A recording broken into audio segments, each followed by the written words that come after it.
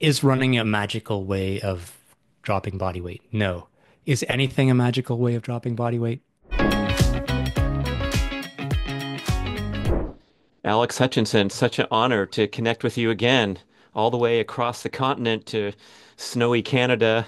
Yeah, thanks for having me, Brad, from the depths of my igloo here up in Canada. I send greetings to the warm parts of the world, and yeah, it's awesome to be back, and I'm excited to talk. I sent you a copy of Born to Walk, and we had some fun exchanges over email. I think the listeners, viewers already know that we both have this, tremendous background in endurance sports and running. It's been a big part of our lives, and Mark and I had, a lot of discussion and nuance about how to present this message in order to not offend the running community, but also call out some of the things that we feel are like a flawed approach that's causing a lot of struggling, suffering for people. And I would love to get into, hopefully it'll be like a little, friendly counterpoint where you can stand up for all the wonderful virtues of endurance running. Yeah, hang on, just let me get these brass knuckles on, and then I'll be ready for Yeah, the that's right. discussion. Yeah, no, thank you for sending the book, and I was all ready to get really worked up about it and angry, but I found that you guys took a very reasonable approach. Um, on a high level, I guess, let me try and start an argument here, but on a high level, what I would say is I thought you made a really, first of all, let me start with the positive. You made a great case for walking as the sort of foundation of a healthy lifestyle and long-term health. And I think I couldn't agree more with that. I mean, and that's fantastic. I'm a big fan of walking. I live, we live about a mile from the school where my kids go, Oh, and nice. it's a good, just a good distance because we've been able to say, look, we have a car. I work from home. I could drive you, but I'm not going to drive you ever. Love it. Doesn't matter. It's minus 40, you're walking. It's pouring rain, all your friends are being driven, you're walking. And they started school at 4 years old and they've walked pretty much every day of their lives to and from school. And I do that not because I hate them, but because I think I want them to to have that as the foundation of like this is how we get around. We walk or we hop on the bike or to get around. We use our bodies. I'm confident that they are happier and in a better frame of mind to learn when they arrive at school. I'm, myself, I try to do I live again within about a mile of me. There's a shopping strip with a nice fish store and a meat store and a fruit and veg store and some bakeries and stuff. And so I rather than doing a big supermarket shop once a week, I try and go 3 or 4 times a week. I break out my work day, just go up the street and do some shopping, get dinner that night. And that's not efficient. That takes time away from my work, but I think it's like the best. I'm always happy when I go out for a couple hours in the middle, or not a couple hours, like for 45 minutes in the middle of the Yeah. day and do some shopping. So anyway, I think you made a powerful case for something that is good on many levels, health, mental health, all that stuff. I think you also made your critique as of of all the negative things that can ensue from uh, for runners who get into this uh, obsessive overtraining pattern. And so you argue that really you shouldn't be running.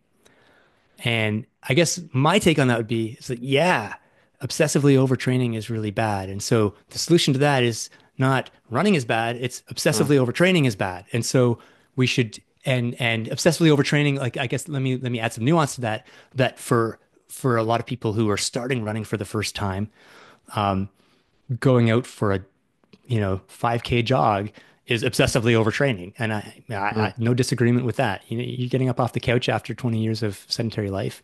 You're not ready to run a 5K. At least, most likely, you're not. It's probably not good for you. It's not the optimal way for you. So I think we see a lot of. I think there's a lot of commonality. I guess I would just take a more permissive approach, saying running can be great, but you think carefully about how it fits into your life, what you're hoping to get out of it, and be realistic about where you are now. Because I do think a lot of you take the sedentary person who's going couch to 5K, yeah, for the first time. bad idea if they're doing it in 3 months.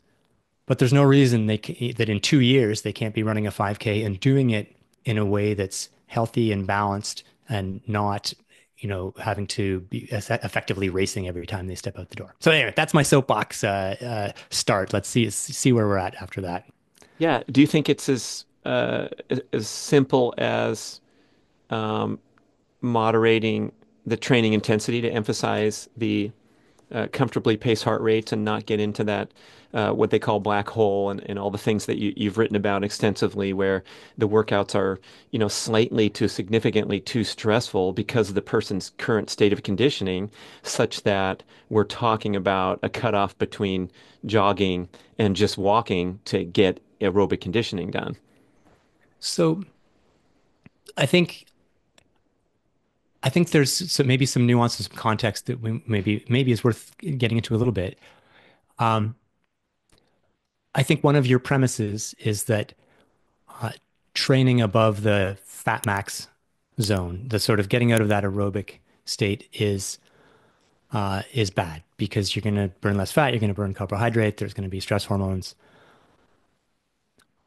So as it happens, I actually have an article as we record this. It's going to come out in the next day or two in the New York Times about zone two training, which is something that has been popularized by Peter Attia, and I think it has some commonalities with the case you're making, which is that you should, he would argue, you, you should do a bunch of training at precisely this point where you're maximizing fat burning so that you're not switching over to carbohydrate into anaerobic metabolism.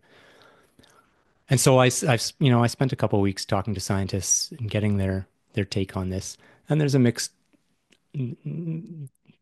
bag. I guess the point I would make about this without getting too deep into metabolism is that if you want to get better at fat burning, which is a good thing, I think it's at least from talking to scientists. I'm not a physiologist, so bear with me here, but I don't know that it's a true statement that the only way or the best way to improve fat burning is to uh, maximize fat burning. And you even have this in the book. You mentioned that you're also going to trigger, PGC1 alpha, which is the signaling cascade to improve your mitochondria by doing high intensity intervals. Hmm.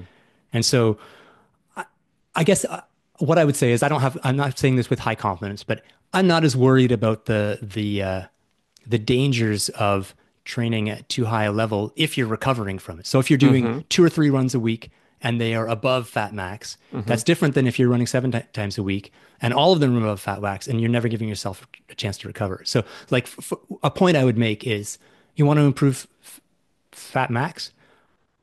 Training for a marathon is a great way to do that, or doing high intense training. If you take trained runners or if you put people through an intense training program, which is in which they're burning carbohydrates because they're doing intense exercise, their fat burning rate will double. Mm-hmm. So this is not my argument that you should therefore train intensely all the time. It's my argument that I am less worried about getting the zone, whether it's zone two or other formulations, maffetone kind of stuff. I'm less worried that that's really relevant as long as you're recovering. So I guess Mm-hmm. that's a long answer to your question, which is that moderating intensity such that you're recovering, I think, is actually the big boulder here. I love it. Yeah. I mean, uh, that's that opens up the point that if you push yourself hard, you're going to get even greater fitness adaptations in a vacuum here. And my fat burning capabilities are still great, even though all I do is sprinting now because it's a tough workout. And if I can run a fast 400, I also made it on a 15-hour hike with no endurance training whatsoever last year, and it was great, and I felt good. So, there's a lot of ways to get there, but it seems like we're kind of shortcutting the the fundamental principles of endurance training that date back to Arthur Lydiard, where you develop this fitness foundation, this musculoskeletal resiliency to run with correct form and all those things that the running shoes interfere with. And now we have a bunch of plodders who are huffing and puffing, and then you put a heart rate monitor on them, and they're training harder than Eliud Kipchoge by relative comparison. And you probably saw some of that highlighting of Kipchoge's training, especially the insight from exercise physiologist breaking down his training log and contending that he's training over 80% of the time in zone one. Forget about zone two. Yeah, and so I mean this connects to this bigger uh, theme in endurance sports of so-called polarized training, where Mm, there's this observation across endurance sports that top athletes tend to spend about 80% of their time doing relatively easy training, conversational paced training, and 20%, give or take, doing medium or hard training. And this is something that's like, you know, that in my current life, I do one workout and maybe another one depending on the time a week. And the rest of my time is easy jogging, like yeah, easy, full having full sentence conversation, no problem.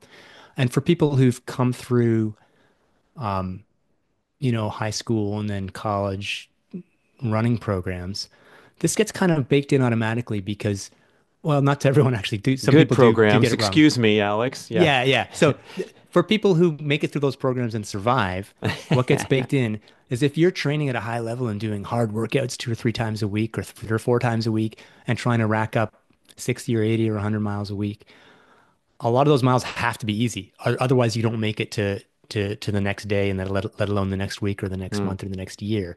And so for me, it's just intuitive that, yeah, most of your running should be easy. And it's true. I gee, think imagine that. yeah, Yeah. it's absolutely true that a lot of people, especially people who come to running later, don't don't realize that, and so they're out there doing the equivalent of a tempo run or a race. The differential between their training pace and their race pace is infinitesimal, and it's like, Mm. man, that doesn't seem like a good way of training. So I absolutely, I think there's some important messages that need to get out there. If you had the opportunity to address all recreational runners, what would you tell them in terms of maybe a more optimal approach than what we're seeing these days, as evidenced, for example, by the injury rate, and also there's some stats like the Cape Town Marathon had 30% of participants that exceeded healthy BMI, so they weren't succeeding with the supposed assumed goal of dropping excess body fat and getting a nice running physique, like you see with the elites, but not with the slower runners. Yeah, okay. There's a lot in there. So first of all, if I'm addressing all recreational runners, first thing I'm going to say is buy my book. Now, the second thing I'm going to say is, no, there's a couple things. Let me go a little bit reverse there, and the body weight thing. Is running a magical way of dropping body weight? No. Is anything a magical way of dropping body weight? We don't need to argue about it. But what I would say Mm, is, if you are already overweight, it is a complicated process that will where there are no magic bullets. There are a number of approaches that people have success with. Generally, different people have success with different approaches. So I think I agree with you that running shouldn't overpromise these things. Look, I was a columnist at Runner's World for 5 years between 2012 and 2017. I don't think that's what Runner's World is promoting these days. I think most people like, are some people promoting it for sure, but I think there's a recognition of what's more realistic. And I would, not to jump around here, would I say that running is what everyone should do? It's the best thing, the best way to optimal health and happiness. Probably not for everybody. Like it could be for anybody, I think, for most people with appropriate caveats, but there's a lot of ways to be healthy. And so I'm kind of against the the position that we're searching for the one true way mm. of being healthy and happy. I think running is a possible is a good road for a lot of people, but only if they want to. Like I'm not out there trying to sell. I'm not going door to door trying to sell people on the benefits of running. In terms of what's the better way, so the advice to runners, So a couple of things I would say. The big picture is, however patient you're being, be more patient. Um, Mm, that you know, whatever your goals are, they should be set in years, not months. At least your bigger goals. Like, you want, if you're starting from nothing, you want to run a 5K, don't sign up for a 5K that's 3 months from now. And if you have the itch to run a marathon, first of all, don't be under the impression that running a marathon is the path to better health. Running a marathon is a fun challenge. You don't need to run a marathon to be, that's more than you need to run to optimize your health. And if you haven't been running before, I would recommend, putting that in the calendar for a couple of years from now at best. mm, Don't go from nothing to that. And in terms of how you structure the running in your week, I guess going back to this idea of polarized training, it's 80-20 training, which, as you mentioned, Eliud Kipchoge and lots of other people follow. It's like most of your training, ballpark 80%, should be so easy that it should be easy enough for you to maintain a conversation. mm. And if you can't, you do run walk. Like the biggest source of running advice here in Canada is a chain called Running Room. They have stores across the country, and they are famous for their run walk program. You go to a clinic, you run a bit, then you walk for a minute, then you run a bit, then you walk for a minute, depending on how advanced you are. And this is one of those things where in this quote unquote serious running community, there's a lot of scorn for that. It's like, oh, Running Room, they're Mm, promoting run walk. And that's a mistake because look, mm. for most people showing up to a clinic for the first time wanting to learn how to run, maybe, as you say, maybe some people need to just walk for a while. Or if they can run, maybe they need to run for a minute on and then walk and do a minute on, minute off, and then gradually move up to two on, one off. Jeff Galloway, I guess, made that approach famous Hmm. too.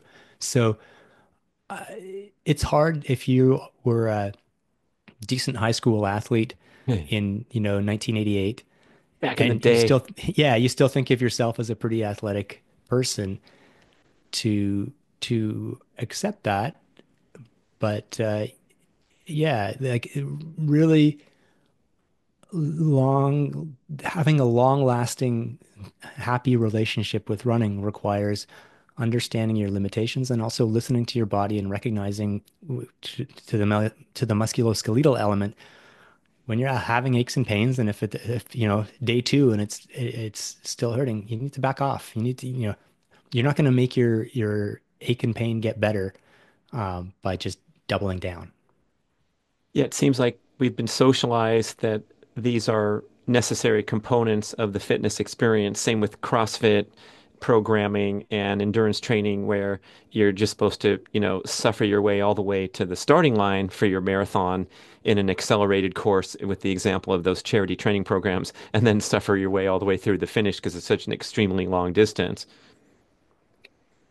Yes, that's true, and I don't think it's great. I guess I would say, but before I throw charity marathoners under the bus, I will say, if I had the choice for somebody that, hey, they're going to sign up for a marathon 6 months from now and go through one of these crash courses, or they're going to carry on with business as usual and not get active, probably I'd pick try the marathon. Sure. Yeah. Now, if the optimal approach was like find a sustainable exercise program that's matched to your current abilities Mm, and your current body, I'm going to pick that for sure. hmm.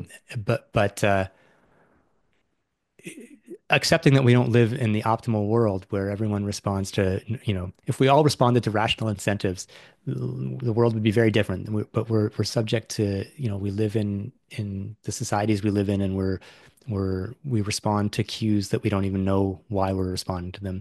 So I think those programs can actually do a lot of good for some people. But I agree that you're loading up the barrel of the gun with a few bullets and hoping that you don't end up shooting yourself if you're trying to jump into a marathon 6 months from now with no background. Yeah, it seems like overall they're doing a better job with more smorgasbord of appropriate events. So there's group training programs for half marathon, which, um, as you probably glance through in the first chapter of the book, where we talk about Pheidippides not really running that 26-mile jaunt and collapsing triumphantly at the finish. The marathon is a completely arbitrary distance, just like the Ironman numbers are put up from, as the legend goes, a bunch of drunk sailors bragging on what was the toughest event in Hawaii. So they don't have any like significance like perhaps races around a 400-meter track do, because the tracks are all over the place and we can time them and all that. So why don't we broaden our horizons and say, wow, a 10K would be an amazing achievement for the average generally inactive person if they worked hard and prepared properly for 6 months. It'd be all a celebration in every direction. Hey, if I had my way, the most celebrated citizen athlete achievement would be to run a mile as fast as you can. Like Yep. that, believe me. But meaning is culturally constructed, and we don't necessarily get to create our own meaning. We can try by writing books like the book you've Mm. written. We can try to create meaning and to move the dialogue in a given direction. But yeah, look, I ran one marathon in my life. I ran it. It's now 12 years Sorry to hear ago. that. Yeah, yeah, I mean, yeah. It was miserable. it is a disgrace for a national level 1500-meter athlete to run a marathon. I mean, it's like putting a thoroughbred into the Tevis Cup 100-mile endurance ride that they do on the Western States Trail. It's like, no, you and can't put Secretariat out there. He'll hurt his little precious hoof. and believe me, my precious hoofs were in agony by the time I got to the finish line. It was Yeah. awful. But I did it, and you know what? Like I'm glad I did it because now I Yeah, I know what bucket it's like. list. Yeah. But these days I run. I mean, the cross country I run goes up to about 8K. The road races I Yeah. usually run, I'll run a Yeah. couple 5Ks a year. Occasionally, I'll run an 8K depending on if the timing works. That's what I find interesting. Now, that's a reflection in part of my personal physiology and what I happen to be good at. And so I have friends who are much better at longer distances, and I recognize that they have more fun pushing those buttons. But I will join you in saying, let's break the cultural hegemony of the marathon and say running a 400 meters. That's a pretty damn good challenge. High jumping, running the mile, running a 5K. There are lots of ways and that are as noble, as challenging, Mm. as healthy, and as hard. If you choose to, a mile is as hard. I moaned for a few minutes about how hard a marathon was. I've packed the same amount of suffering into 4 minutes while trying to run, a For mile. anyone unfamiliar with the event, it's basically a marathon of suffering in around 4 minutes. I love At it. least you get it And over with quickly. yeah, and the longevity research especially is pointing toward attributes like your strength and your strength training regimen. And the Cooper Institute in UT Southwestern did that study with 66,000 people, uh, defining the mile run time at age 50 as a huge predictor of one's ability to live to age 85 in good health, and a deficient mile run time being a huge red flag risk factor, just like deficient VO2 max that we're hearing about now, being an all-encompassing metric to show that you're in rough shape, buddy, and you got to get your butt in gear, whether it's going for 400 mile or longer. Yeah, I mean, look, as far as I know, one of the best. If you want to have a predict, do one lab test to find out what your longevity status is. VO2 max is a pretty good bet for it. Yeah, it's your aerobic, basically a measure of your aerobic fitness. It's how quickly you can take oxygen from the atmosphere into your lungs, get it into your bloodstream, pump it to your muscles, and use it to your muscles. That's aerobic fitness. VO2 max pace, it's roughly, it depends on the level of the runner, but we're talking somewhere between the mile race and 2 mile race, 3,000 in metric. Mm, So those are the really good lengths of challenge to take on for maximizing the VO2 max, which in turn is a great barometer of overall fitness. So yeah, you can do it because the mile has great history, or you can do it because the mile is important. But yeah, you also mentioned strength training, of course. Like, and if I was going to address or angle the self-critical lens at myself, I would say, heck yeah, I need to do more strength training. And Mm. I actually just installed a squat rack in my basement. And not because I've ever done a squat before or know how to do it, but because I think I should. I Because it think it's looks something I good. need to get better at. Yeah. Yeah, for Yeah. the guns, but also because I think having muscle is important for longevity. And I happen to have a skinny phenotype, which makes running fairly easy on my body. But it Mm. also means that if I'm not careful, I'm going to be 75 years old and unable to get up a flight of stairs or get out of a chair. Alex Hutchinson, such a interesting conversation as always. How can we connect with you? We're going to go to our favorite bookstore and order The Explorer's Gene. Might want to pick up Endure while you're at it. That two for one that's Amazon suggests down below, but that would be a great one-two punch. And what other ways can we connect with you? Well, th yeah, thank you for having me, Brad. I'm sorry we didn't manage to have a fight, but I mean, we'll it's been manufacture one if we want, yeah, but yeah. you know, What are you talking to me? But no, it was a fun conversation, let's and settle this on the squat rack in your basement, man. Yeah. no, marathon. Yeah, uh, my website is www.alexhutchinson.net, and from there you will of course find links to the books, and also I write a column for Outside Magazine roughly once a week on new research that's coming out in the science of fitness and health, and so you can find a link to that from also alexhutchinson.net. Wow, once a week is your production. That's impressive, man. I had to subscribe. I binged on so many of your articles, and then you're like, "Sorry, you've reached your monthly limit." I'm like, "Okay, okay." So yeah, absolutely wonderful work there that I've read for so many years. So I really encourage people to go to Outside Magazine and type your name in there, and go to the .net where he casts a wide net. That is a good pun to end on. Thank you so much for a great show. Thanks for listening, watching, everybody.